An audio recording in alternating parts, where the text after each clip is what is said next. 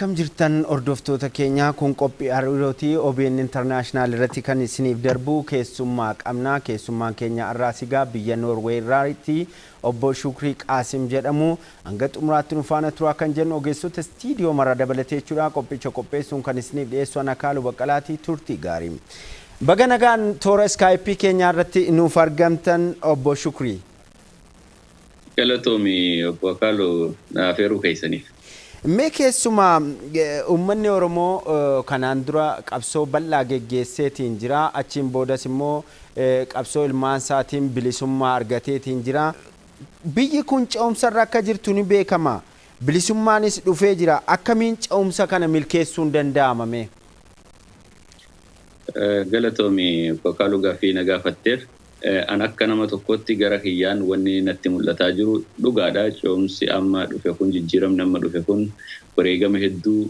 lubbuu ijoollee teenyaa hedduu itti kafalamee har'as ga'e. Jijjiirama kana garuu galmaan ga'uudhaaf rakkooleen amma nu mudataa jiran karaarra jijjiirantu jira. Rakkoolee kana immoo dura furamuu wanni qabu wal amantiin dhaabolee siyaasaatii fi Oromoo jidduu jiru fi paartii biyya hogganu jidduu jiru uumamuu qaba jalqaba. Maaliif? Jijjiiramni kun dhufuudhaaf wantoonni kafalaman hedduu waan jiraniif wareegama kafalan kun waan gaafatamee jira gaafilee sanitti fakkeenyaaf gaafileen ulfaanne gaafii akka afaan Oromoo afaan hojii gochuu gaafilee tokko tokko irratti deemanii wal amantii yoo dhufe akkasuma immoo tokkummaan Oromoodhaa cimee jira amma tokkummaan Oromoo ni jira tokkummaan kun immoo xiqqoo wal amantii fedha wal amantii kanarratti jabaatanii hojjechuudha kanaafuu ce'umsa kana bifa saniin fuuldura ceesisuu ni danda'ama jeen amanaan yoo gaafileen Oromoodhaa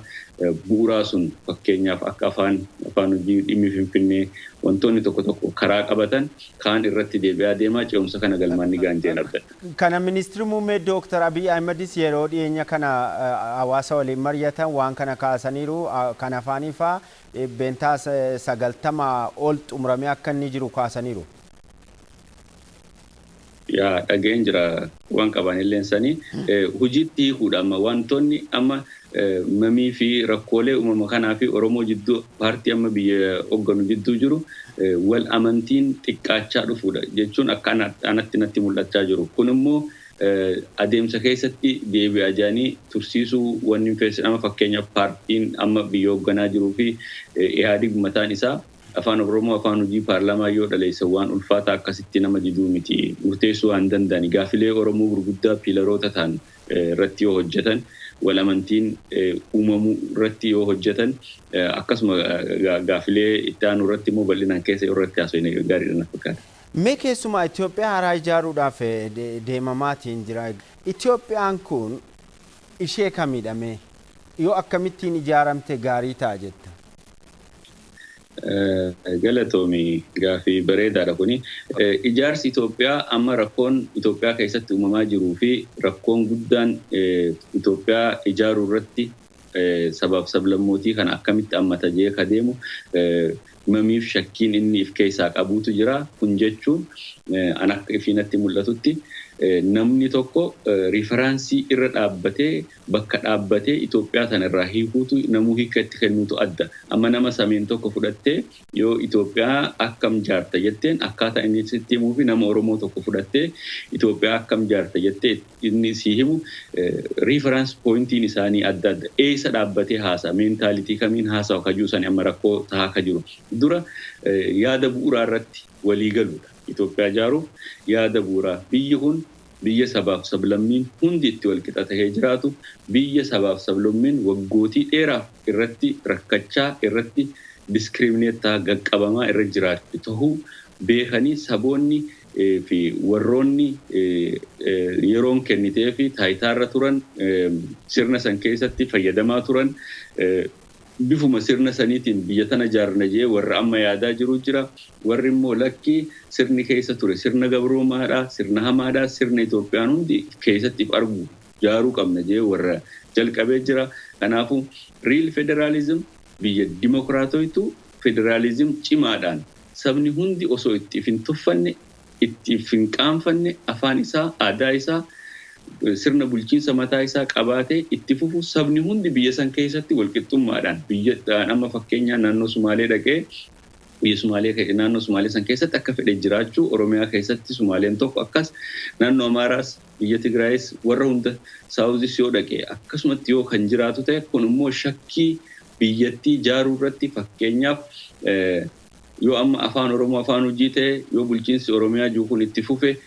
biyyi kun ni diigamti even amma waanuma Sidaamaan naannoo ta'uu deemtu kun hundi ni diigamti jee warra yaadu warra sammuu meentaalitii federaalizim hin qabnee fi sirnoota dabran keessatti fayyadamaa ta'an waan ta'aniif sirna dabre badii isaa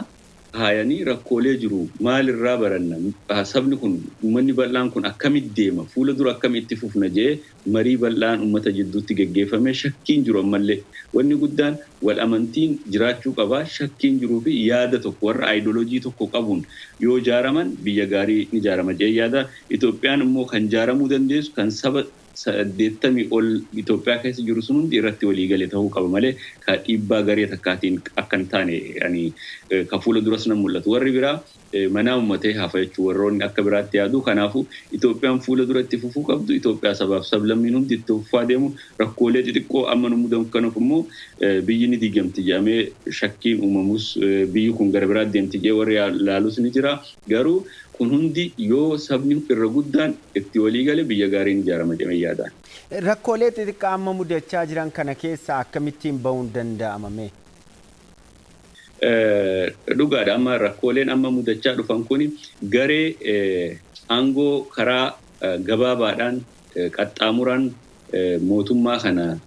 ni to'anna jedhanii Oromiyaa biyya takka irratti miti seentara irratti jeequmsa kaasnee seentara kanarra jeequmsa yoo kaafne mootummaa maqaa Oromoon jiru kana buqqisnee nuti bakka bu'uu dandeenya jee qumaaran taane lubbuu namaatiin warra taphachaa jiru jira gareen kun immoo bakka qabaata jee yaadu kaalkuleeshina hin taaneen deema bara isaan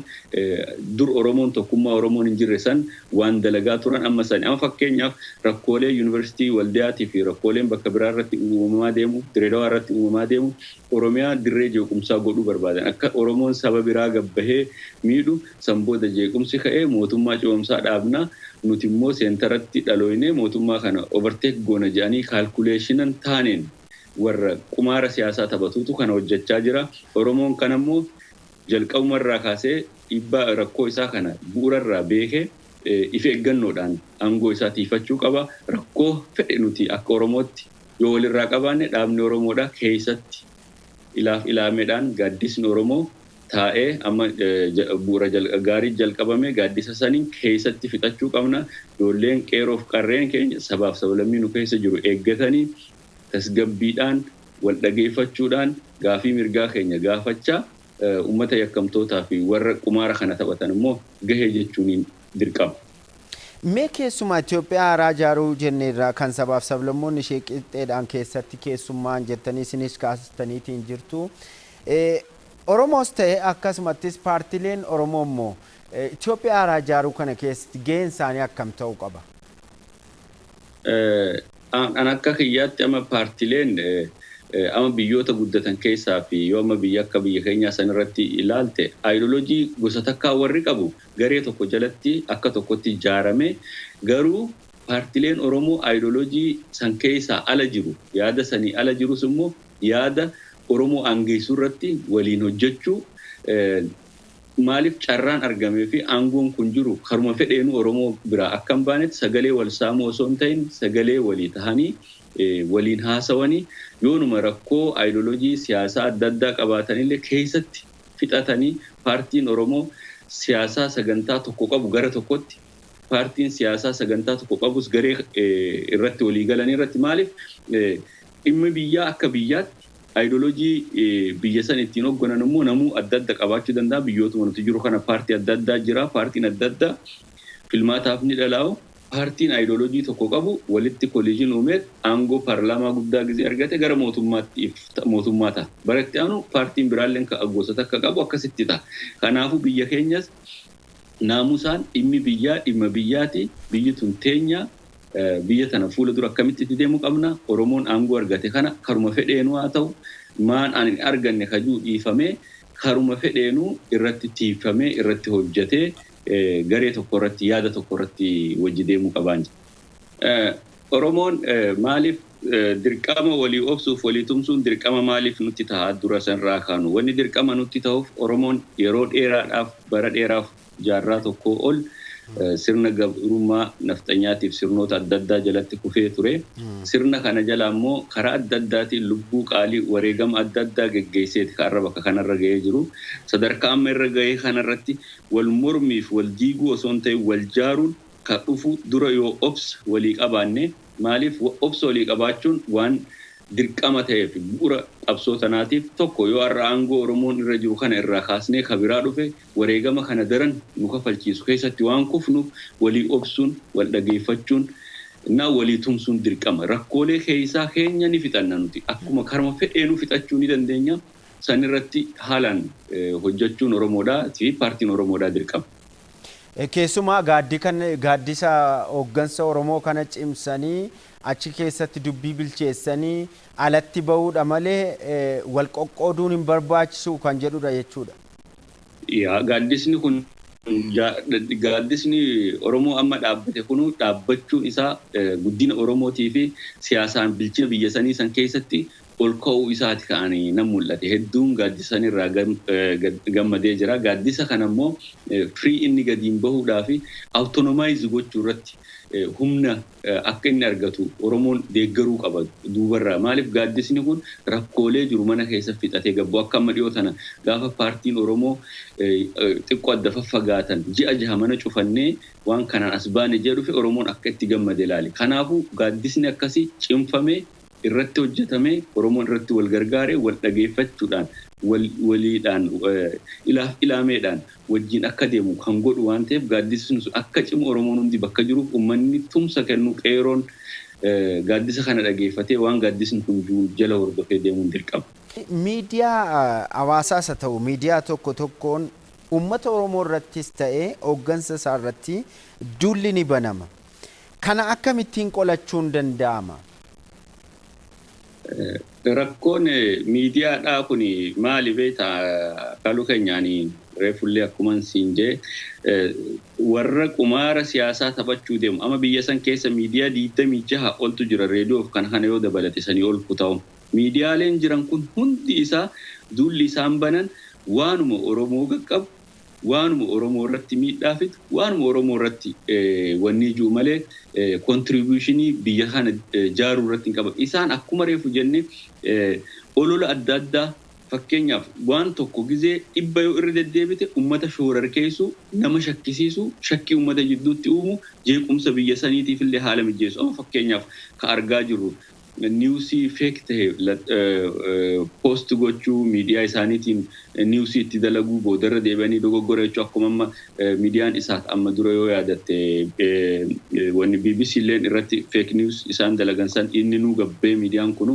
rakkoo akkana yani ummata Kaameruunitti dhume boollatti reefa namaa daddarbame sagalee afaan Oromoo ediitit godhanii dabarsanii namoota miidiyaa san sagalee san dhageeffachuu qofaaf an dhugaan siim hawaasa as jiruun wajjin haasoyne biyya Sumaalee fi Somaaliyaa keessatti ijoollee Oromoo miidiyaa saniif jecha miidhamtee lubbuu isaanii wareegantu jira. Gaafa san nuti hawaasa as jiru wajjin miidiyaan sagaleen wan miidiyaa kanaan dabre kana jennee warri hawaasni as jiru hawaasni Sumaalee hawaasni Jabuutii jiru wajjin haasoyne isaan santu as taa'eedha yeroo san yeroo mootummaan ganaa jijjiirama kanaaf walgahii hamaarra yeroo turan san keessatti jechuudha. Carraa argame hundaan konfliktii uumuudhaaf miidiyaaleen hundi karaa hundaan nurra dalagu. By the way, when isaan waa lama miidiyaan kun ka dalagaa jiru tokko bulchiinsa amma jiru kana Dr. Abiy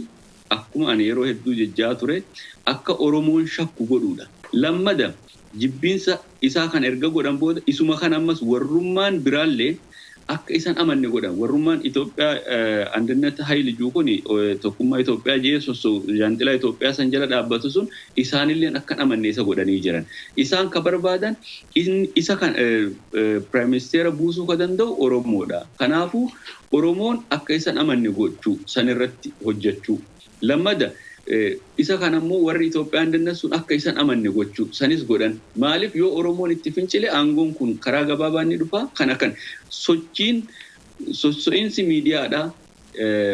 duulli gara miidiyaatiin goggoifamu hundinuu duula gara biraa osoo hin ta'in duula karaa qaxxaamuraan aangootti dhufuudhaaf godhamuu fi Oromoo jidduu shakkii uumanii karaa fedhaniin aangootti dhufuudha. Kana hundammoo isaanii banee opportunity ta'e maali? Gaafilee Oromoo kan deebiinii kanaatu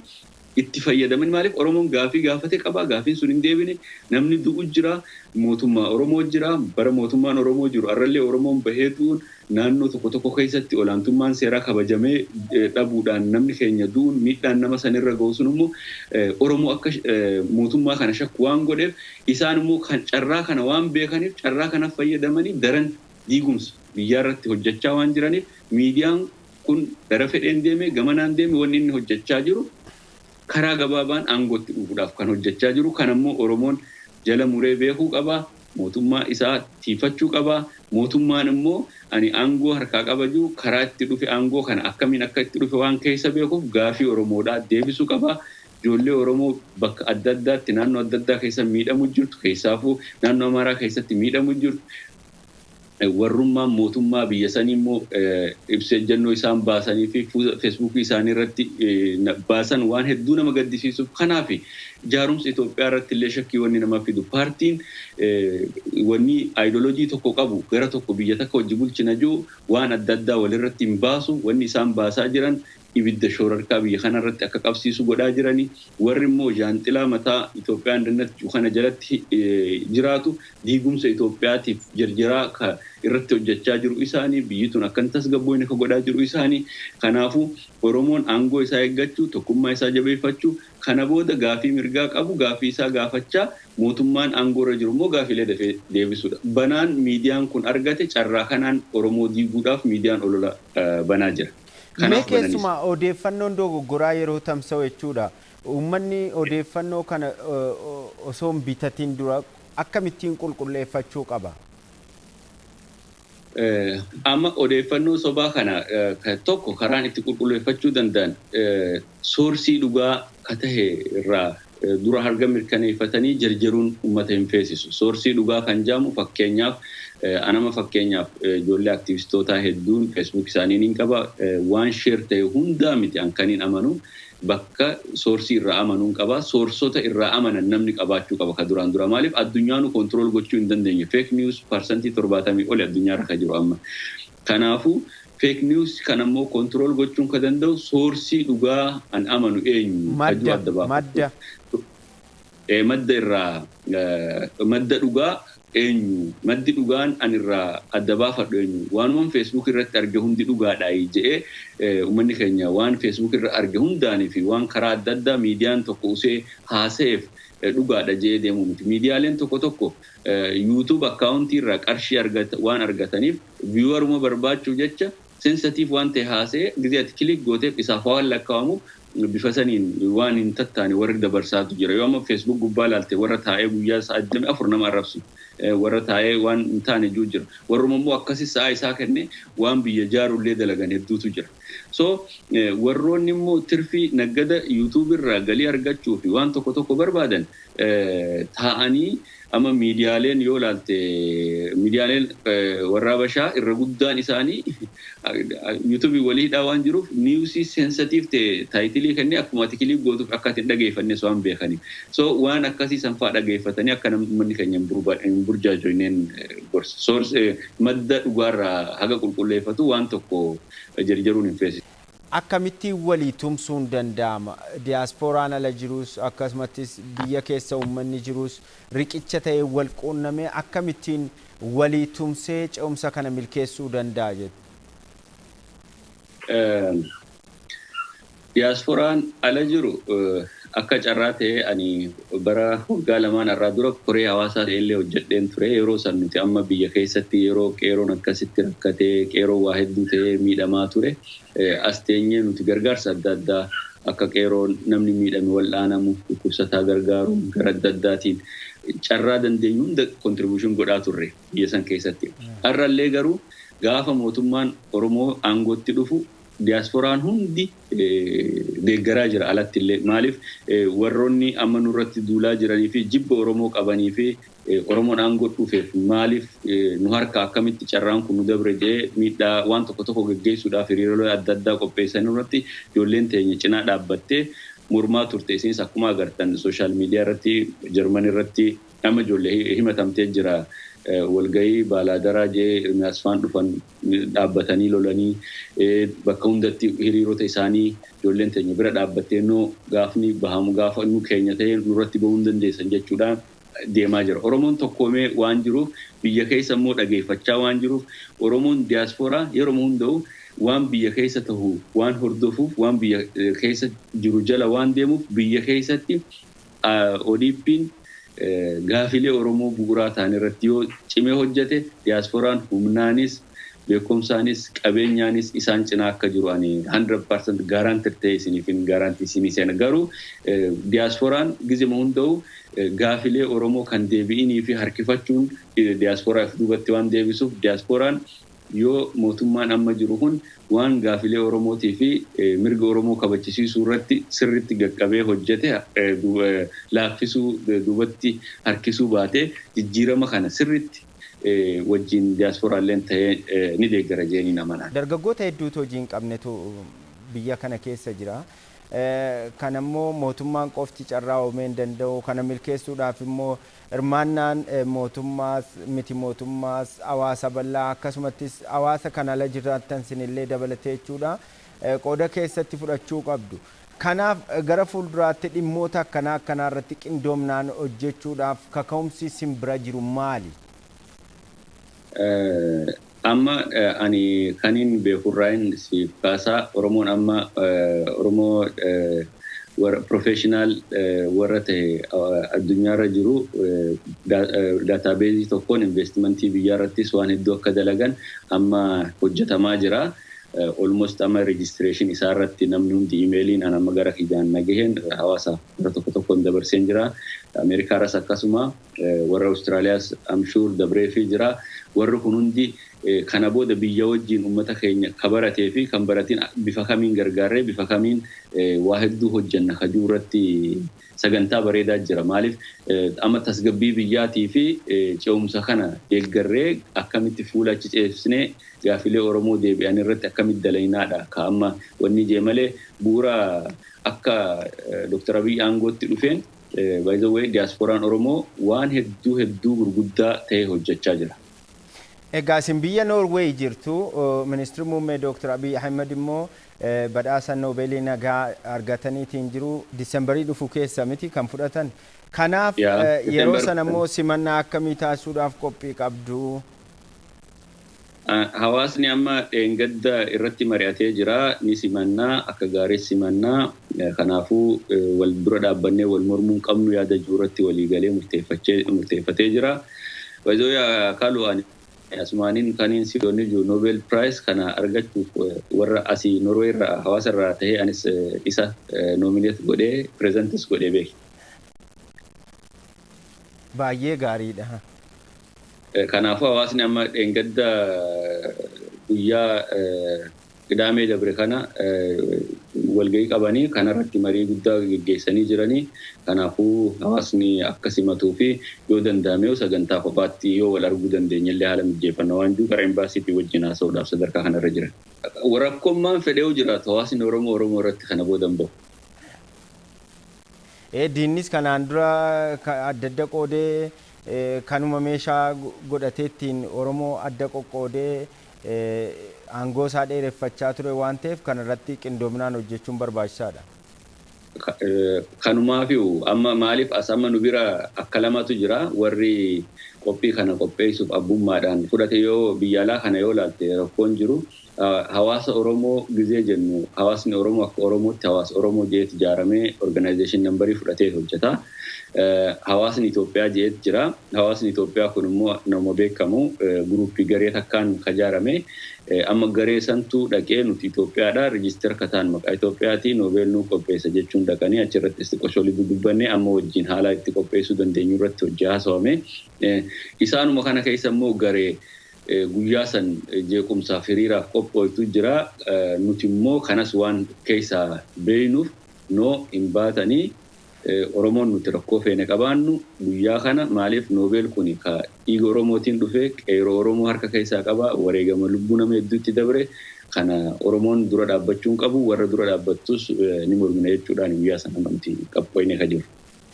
Egaatiin biyya Norway irraa jechuudha obbo Shukrii Qaasim toora Skype keenya irratti argamtanii ibsa bal'aa nuu kennitaniif guddaa isin galateeffannaa nagaan nuuf tura. Nagaan noolaa isinillee guyyaa gaarii.